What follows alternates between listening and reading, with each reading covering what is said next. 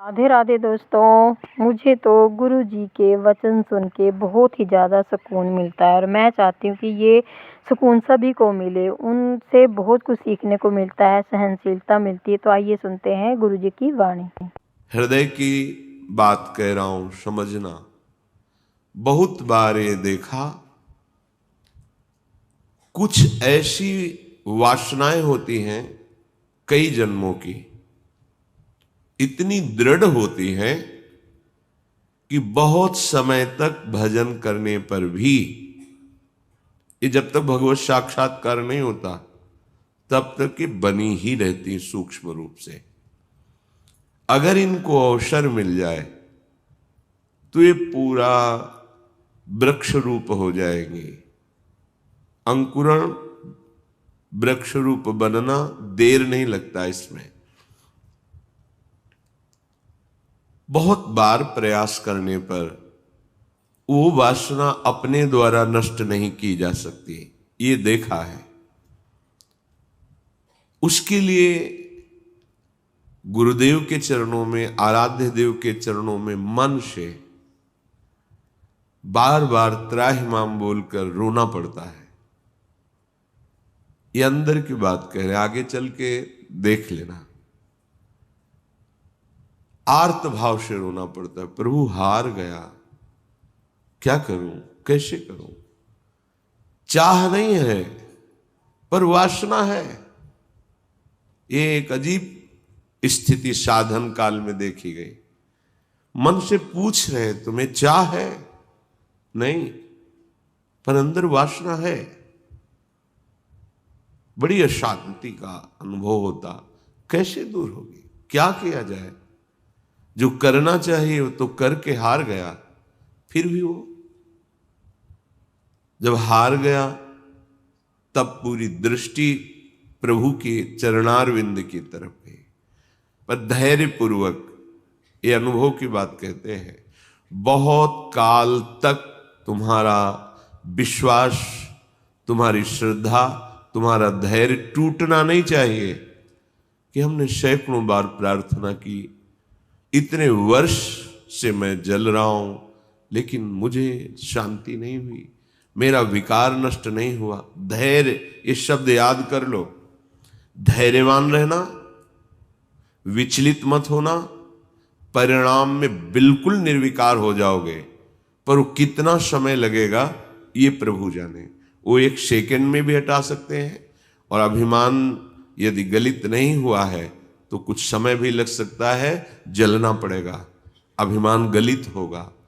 जब आर्त भाव से पुकारोगे तब निर्विकारता की स्थिति प्रभु दे देते। फिर विकारी भोगों के बीच में रहने पर भी कोई विकार का खेल नहीं हो सकता, कोई भी इच्छा ही स्फुरित नहीं होगी, वासना ही नहीं है, चाह ही नहीं है। ये बहुत धैर्य से सुनो ना, ये उपासकों के लिए कह रहा हूं। आपके अंदर साधन भजन करते हुए वासना दिखाई देगी, आपको आकर्षण दिखाई देगा, उसमें दम नहीं है। वो तुम्हें परास्त नहीं कर सकती, केवल भयभीत करती रहेगी।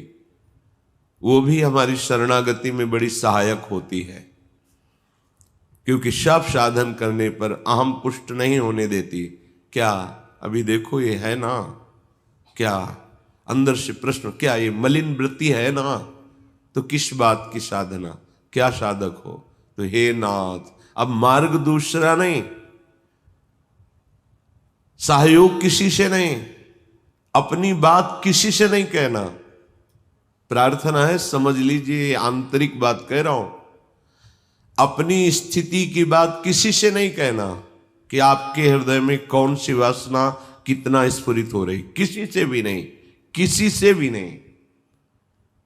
और धैर्यवान रहना, विचलित मत हो जाना। उस वासना को बढ़ावा देने वाली कोई भी दृष्टि, वार्ता, चेष्टा मत करना। और कितना भी समय लग जाए, अपनी आस्तिकता नहीं हटनी चाहिए, विश्वास नहीं हटना चाहिए। बिल्कुल निर्विकार हो जाओगे, बिल्कुल। यह गुण साधन ते नहीं हुई, तुम्हारी कृपा पाओ कोई कोई। वो कृपा उसी को मिलती है जो आर्त भाव से बलहीन होकर प्रभु को पुकारता है, नाथ मेरे बस की बात नहीं रह गई, हर उपाय करके देख लिया। सच्ची मानिए, बहुत ये विचित्र सूक्ष्म बात है, अगर समझ जाओगे तो विचलित कभी नहीं होगे। नई अवस्था साधन मार्ग में बड़ी तीव्रता, जब देखा सूक्ष्म वासना हृदय में है। सावन का महीना था, जल पीकर सावन भर रहेंगे, देखते हैं वासना कैसे रहती है। कोई फर्क नहीं पड़ा उस पर। अन्न का त्याग करते हैं, कई वर्ष तक आलू गुड़ जो भी फलवश, कभी दूध मिल जाए, गंगा किनारे या गांव में सेव संतरा अंगूर केला, ये तो प्रश्न ही नहीं उठता। कुछ फर्क नहीं पड़ा। वो ऐसी सूक्ष्म स्थान पर बैठी रहती है अहम में कि उस पर कोई फर्क नहीं पड़ता। बड़े बड़े सात्विक अनुष्ठान करने पर भी उस पर कोई फर्क नहीं पड़ता। तभी गोस्वामी जी भी लिख रहे हैं, हौ हारे कर जतन विविध विधि अतिशय प्रबल अजय, तुलसीदास बस होई तबहि जब प्रभु पेरक बर जाए। बिल्कुल सिद्ध बात समझ लो। गंगा जी में खड़े होकर के आर्त भाव से पुकारते, प्रभु आप देख रहे हैं एकांत सेवन, आप देख रहे हैं संयम आहार, फिर भी ये वासना क्यों, फिर ये क्यों जला रही है? कोई उत्तर नहीं मिलता। पर दूसरा मार्ग नहीं, किसी का संग नहीं, किसी से प्रश्न नहीं। पता नहीं कैसी सलाह दे दे कि हमारा विश्वास, हमारा धैर्य विचलित हो जाए। नहीं, अपनी बात प्रभु से।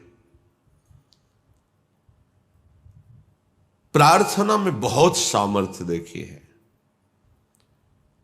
ये अंदर की बात कह रहे हैं, बिल्कुल समझ जाना।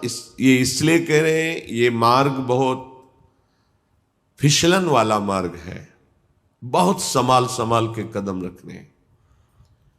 अंत तो गत्वा ये आया कि हैं हम आपके, जैसे भी हैं वैसे आपके। अब आप देख लो, जैसे रखना चाहते हो वैसे रखो। नाथ मैं हार गया हूं, आप देख लो। कब वो चली गई पता ही नहीं चला।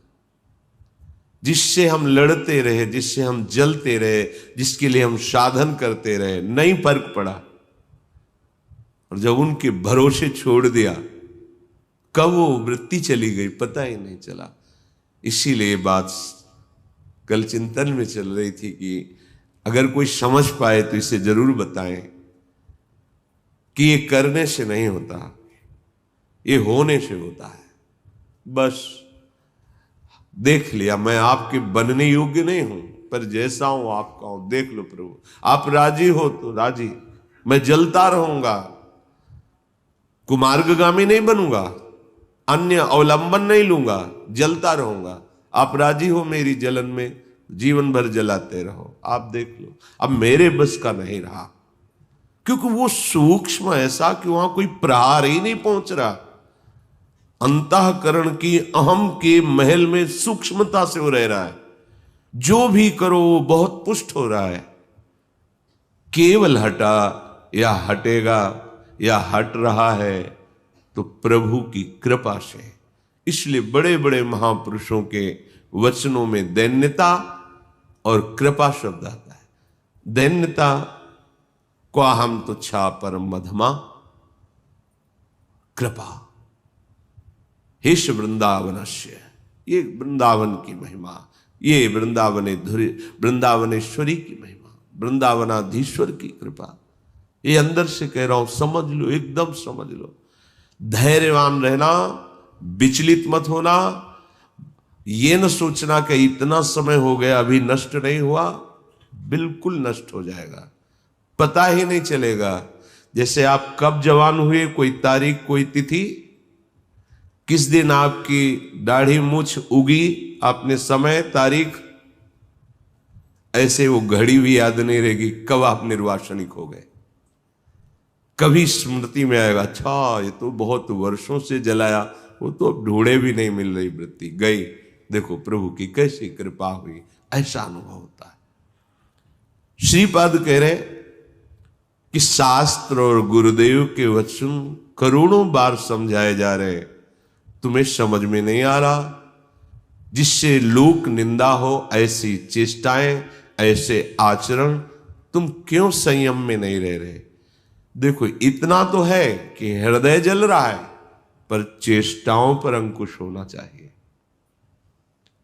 हृदय में चाहत जला रही है संसार के भोगों की, पर हम बाहर से संयोग नहीं होने देंगे, तो उससे क्या होगा, वो क्रमशः हर बार कम होती चली जाएगी, शांत होती चली जाएगी, पर पूर्णतया निर्विकार स्थिति ये भगवत कृपा से होती है। मनागपि च नोत्सहे हत मनो युवत्या हृतम निरोधुमत ईदृशम किम विताश वृंदाटवी। ए भाई, अपने भाग्य को नीचा मत गिराओ, माया के द्वारा अपरहित मन से अधर्माचरण मत करो, बहुत पछताना होता है। प्रमाद स्थिति में समझ में नहीं आता, गलती हो जाती है। जब गलती हो जाती तो उत्साह नष्ट हो जाता है, तो लगता है अब क्या, फिर वो गलती पे गलती, गलती पे गलती करता हुआ, फिर उसको लगता है इसके बिना तो मैं जी ही नहीं सकता, गया हतभाग्य, नीचे गिर गया, भाग्य नष्ट हो गया उसका। जो मनुष्य जीवन, दिव्यता, भगवत तत्व का बोध, भगवत प्रेम प्राप्ति, जगत मंगल करने वाला, वो गिर गया।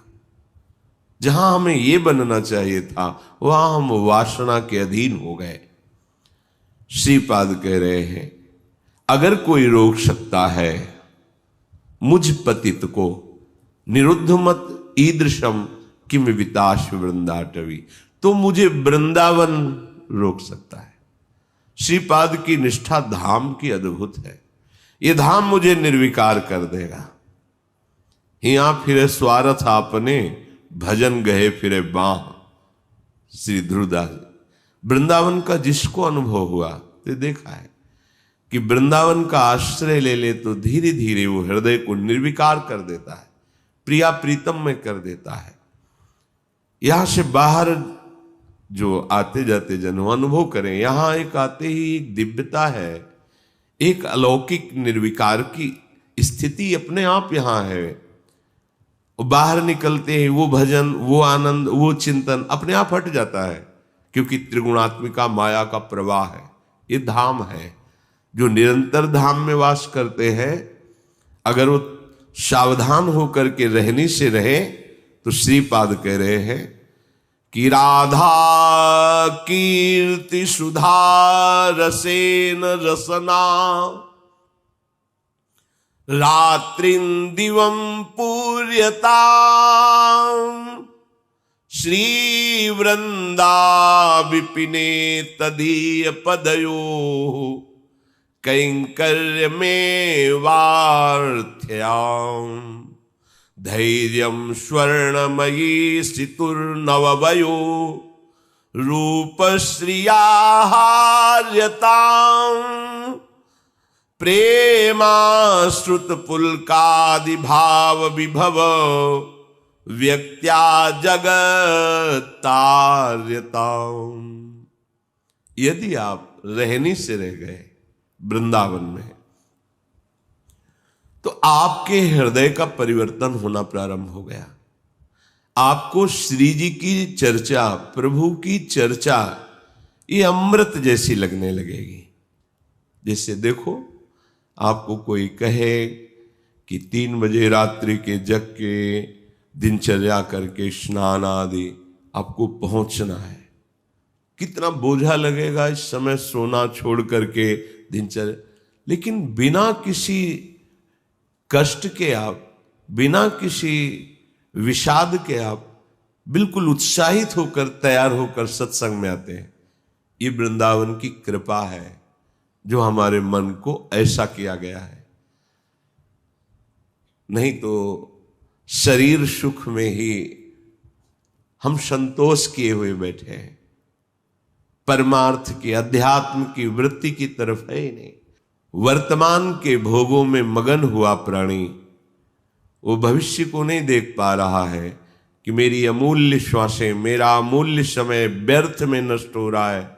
शरीर छूटने के बाद फिर पछताना ही पछताना है। कोई वस्तु, व्यक्ति, स्थान, पद हमारे साथ नहीं है। केवल प्रभु का नाम, प्रभु का चिंतन, प्रभु की सेवा, सत्संग, यही सत्य सच्चिदानंद है। यही तुम्हें शरीर छूटने के बाद परम सुख देगा। देखो, लौकिक सुखों के भोगों में लोग प्राण त्याग रहे हैं। तुम्हें एक जरा सा विवेक केवल धारण करने की जरूरत है। तुम्हें खुद दिखाई देगा कि सब धोखे में जीवन नष्ट हो रहा है। अज्ञान है इसलिए नहीं समझ में आ। थोड़ा सा विवेक, थोड़ा सा ज्ञान जागृत हो तो आप वैराग्यवान बन जाएंगे अंदर से। यदि आपको प्रभु की कथा वार्ता अच्छी लगने लगी है, बड़ी कृपा हो गई है। रोग का प्रभाव कम होने लगा है। नहीं, यह हरिचरित सुहाता नहीं है। जब हृदय मलिन होता है तो भगवत चर्चा नहीं सुहाती। राधा कीर्ति सुधा रसेन, रसना, ऐसा आपका जीव का स्वभाव बन जाए। चतुराशी जी, आपका जीवन बन जाए। गुनगुना रहे हैं पद या किसी भी ध्वनि में राधा नाम गुनगुना रहे, आपकी रसना पवित्र हो रही है, आपकी वाकेंद्री पवित्र हो रही है। जब राधा राधा बोलते हैं तो ये जो रस निकलता है मुख में, ये बहुत बड़ा चरणामृत है। जैसे हम नाम का स्नान कराते तो चरणामृत होता है ना। राधा राधा राधा, तो जो अंदर ये जब हृदय में पहुंचता है तो पापों का नाश करता है। राधा राधा राधा राधा राधा, ये तो जो निकला ये महान चरणामृत है। हृदय में जाकर पापों का नाश करता है, ये अकाल मृत्यु का नाश कर देता है। राधा नाम जपने से अकाल मृत्यु नहीं होगी, ये चरणामृत जा रहा है। राधा नाम अभी प्राण छूट जाए श्री जी को प्राप्त होगे, जिसका नाम वहीं धाम में पहुंच जाओगे। राधा नाम चल रहा है, कोई तुमसे भूल चूक हो गई, असत क्रिया हो गई, तत्काल भस्म हो जाएगा, उसका दंड नहीं भोगना पड़ेगा। इसका मतलब ये नहीं कि हम उत्साहित होकर पापाचरण करें, नहीं। कोई असावधानी, कोई त्रुटि, तत्काल वो जमा नहीं होगा, जाके कर्म वो जमा नहीं होगा, उसी समय भस्म हो जाएगा। विशेष है तो उसी समय आपको दंड मिल जाएगा। आप चबेटा लगा, गिर गए, आपको ठोकर लगी, अब कुछ हुआ, तत्काल शरणागत के लिए हिसाब आगे नहीं रखा जाता। तत्काल जलन हुई, तत्काल कोई चोट लग गई, तत्काल कोई कटु वचन बोल दिए, हृदय जला, शांत, वो पाप नष्ट। रात्रि दिवम पूर्यताम, पूरा समय जो जागृत का है, प्रभु की महिमामयी लीलाओं को गुनगुनाते हुए, श्रवण करते हुए। देखो कितना बढ़िया कलयुग की कृपा है। आप अपने घर में सत्संग चला के रख दे, पूरे कार्य करें, वो वातावरण भागवतिक और शब्द सत्संग के पढ़ रहे हैं। जैसे एकाग्रता पूर्वक सुने तो और अच्छा है, पर भजन करने में मन भागता है। अगर सत्संग चला को और फिर भजन करो तो जब भागेगा तो दो बातें हो रही, एक तो नाम चल रहा है और दूसरा सत्संग चल रहा है, तो जा नहीं पाएगा। उसे घेरो पहले। वास्तविक जो भजन का आनंद आएगा वो तो तब खुद अपने आप फिर इच्छा नहीं होगी, ये होगा कि जो नाम चल रहा है उसी को सुने, उसी को देखें, उसी पर। ऐसी स्थिति तक पहुंचने के लिए ये अच्छा है साधन कि सत्संग चला के बैठ गए। अब 1 घंटा का सत्संग चल रहा है और माला लिए बैठे, मन भागने की कोशिश करे सत्संग में, उसे 2 में पकड़ो। सत्संग चल रहा है, नाम चल रहा है, पकड़ा रहे। पूज्य राधा बाबा ने कहा 2 नाम चलाओ एक साथ। कितने प्रवीण महापुरुष हैं, एक तो चल नहीं पा रहा, वो कह रहे एक और अलग अलग। बाबा की अलग अलग महापुरुषों का चिंतन होता है। ये जैसे हम जप रहे हैं ये नाम और चिंतन मिला रहे हैं मंत्र, अब भागेगा तो कहां भागेगा? तुझे नाम भी जपना, चिंतन मंत्र का करना है। चल रहा है मंत्र, चिंतन राधा नाम। देखो एक ही में नहीं टिकता है तो दो, कितने प्रवीण भाग तो भाग, काम भाग के जाएगा, घेरते हैं। तो चलो अपने में इतनी योग्यता नहीं है कि एक साथ, तो फिर सत्संग है, प्रभु की छवि सामने रख लो, बार बार निहारते रहो। इसको डबल लगाना पड़ेगा। वास्तविक परमानंद का अनुभव एक में ही होगा, पर वहां तक पहुंचने के लिए हमें एकाग्रता लाने के लिए ऐसे बाहरी साधन रखने चाहिए जिससे अब बाहरी साधन टेलीविजन न रखे कि माला चल रहा है और नाटक सिनेमा देखोगे तो फिर वो नहीं। भागवतिक ही होना चाहिए, कोई भगवत प्रेमी महापुरुष के वचन या कोई प्रभु की छवि रखें, बार बार नक्श सीख लो, अंग अंग माधुरी देख रहे हैं, नाम जप कर रहे हैं, या नाम जप चल रहा है और किसी पद की पंक्ति को बार बार भाग नहीं पाएगा, इसे घेरा जाता है। भोजन के समय हमने देखा कि मन जो है वो छोड़ने की चेष्टा करता, अभ्यास के समय तो इसे बड़े पद में फंसाया, पद कंठस्थ, तो बड़े पद में शुरू किया। अब आराम आराम से पूरी पद में दृष्टि, क्योंकि बड़ा पद भूल जाएंगे तो भूल जाएंगे, फिर आराम से पा रहे और पद पूरा चल रहा है। धीरे धीरे ऐसा अभ्यास कि कवल उठाते ही पद चलने लगे। अब 1 घंटा लगे प्रसाद पाने में, आराम आराम से पा रहे हैं, पूरा पद चिंतन करते हुए। जहां हमें लगे कि हमारा भजन छूटता है वहीं से पकड़ाओ, मन को पकड़ाओ, कोई पद पकड़ा दो, कोई भजन पकड़ा दो, कोई ध्वनि पकड़ा दो। एक बार ये पकड़ लेना, फिर इसका स्वभाव है ये बार बार उसी को पकड़ता है। जैसे हमने विषयों को पकड़ा दिया तो बार बार विषयों में जाता है। प्रभु की भक्ति के अभ्यास में लगा दे तो ये इसका अभ्यास करने लगता है। फ्रेंड्स, कैसी लगी आपको ये वीडियो? अगर आपको वीडियो अच्छी लगती हो, प्रेमानंद महाराज जी के वचन आपको अच्छे लगते हों, उनसे कुछ भी थोड़ा बहुत भी सीखने को मिलता है, तो प्लीज़ वीडियो को लाइक करें, चैनल को सब्सक्राइब करें और ज़्यादा से ज़्यादा शेयर करें और कमेंट्स में राधे राधे ज़रूर लिखें। इससे मुझे एक मोटिवेशन मिलता है कि मैं ऐसी वीडियो आपके लिए और लेके आऊँ। जय श्री राधा वल्लभ, जय हरिवंश। राधे राधे।